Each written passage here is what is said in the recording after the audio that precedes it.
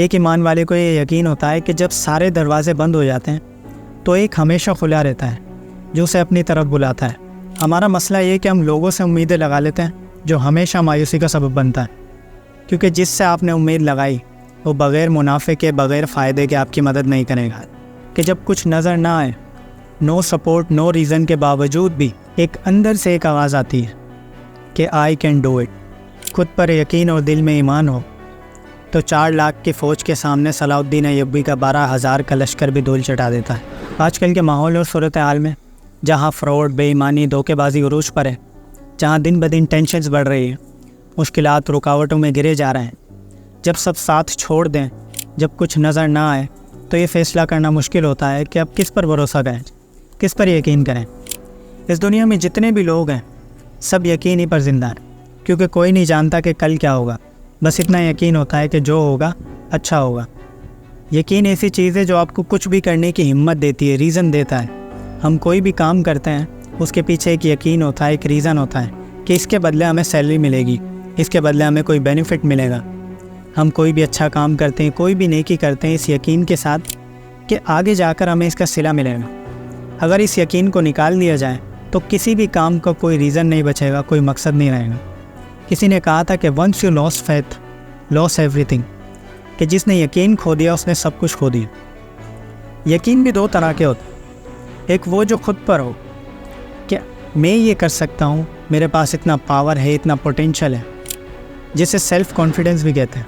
یہ محدود ہوتا ہے، یعنی ایک حد تک آپ اپنی پاور کے مطابق، اپنی اپروچ کے مطابق خود پر یقین رکھتے ہیں، اور ایک یقین ہوتا ہے خود سے ہٹ کر خدا پر، جسے فیتھ کہتے ہیں، ایمان کہتے ہیں۔ یہ لامحدود ہوتا ہے، اس کی حد نہیں ہوتی۔ ایک ایمان والے کو یہ یقین ہوتا ہے کہ جب سارے دروازے بند ہو جاتے ہیں تو ایک ہمیشہ کھلا رہتا ہے جو اسے اپنی طرف بلاتا ہے، اور وہی اعتبار کے لائق ہے، اور وہ ہے ہمارا رب جو ہماری شرک سے بھی زیادہ قریب ہے۔ اور یہی وجہ ہے کہ مسلمان پوری دنیا میں سب سے زیادہ مضبوط مانا جاتا ہے، کیونکہ اس کے پاس ہتھیار کی طاقت سے زیادہ ایمان کی طاقت ہوتی ہے۔ یقین ہوتا ہے جو اسے مضبوط رکھتا ہے، جو اس کے اندر کا خوف نکال دیتا ہے، جو اسے ٹوٹنے سے بچاتا ہے، جو اسے رکنے نہیں دیتا۔ سب سے بہترین یقین اپنے رب پر ہے جو کبھی بھی مایوسی کا سبب نہیں بنتا۔ ہمارا مسئلہ یہ ہے کہ ہم لوگوں سے امیدیں لگا لیتے ہیں جو ہمیشہ مایوسی کا سبب بنتا ہے، کیونکہ جس سے آپ نے امید لگائی وہ بغیر منافع کے، بغیر فائدے کے آپ کی مدد نہیں کرے گا۔ تو اس لیے اپنی مدد آپ کریں اس یقین کے ساتھ کہ جو اپنی مدد آپ کرتا ہے اللہ اس کی مدد کرتا ہے، اور یہی ایمان کا اعلیٰ درجہ ہے کہ جب کچھ نظر نہ آئے، نو سپورٹ، نو ریزن کے باوجود بھی ایک اندر سے ایک آواز آتی ہے کہ آئی کین ڈو اٹ۔ یعنی خود پر یقین خدا پر یقین کی بنیاد ہے۔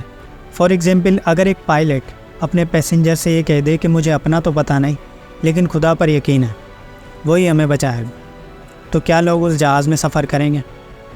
ہرگز نہیں۔ اس کا مطلب یہ نہیں کہ انہیں اللہ پر یقین نہیں، اس کا مطلب یہ ہے کہ اس کا جو ریسورس ہے اسے خود پر یقین نہیں۔ اگر کوئی شخص کہے کہ اللہ نے رزق دینے کا وعدہ کیا ہے اور مجھے اس پر یقین ہے، اور کچھ نہ کرے بیٹھا رہے، تو اس کے لیے رزق آسمان سے نہیں اترے گا۔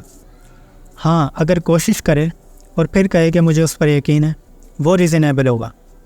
یعنی اتنا یقین ہو کہ میں یہ کر سکتا ہوں اور اسٹیپ لیں، تو راستے خود بخود کھلتے جاتے ہیں۔ ہمیشہ اس بات کا یقین رکھیں کہ اس کے ہر کام میں کوئی نہ کوئی حکمت پوشیدہ ہے۔ مولانا رومی کہتے ہیں کہ کسی چیز کے کھو جانے پر مایوس نہ ہو، کیونکہ جو بھی چیز آپ سے چھین لی جاتی ہے وہ کسی اور صورت میں آپ کو دوبارہ دے دی جاتی ہے۔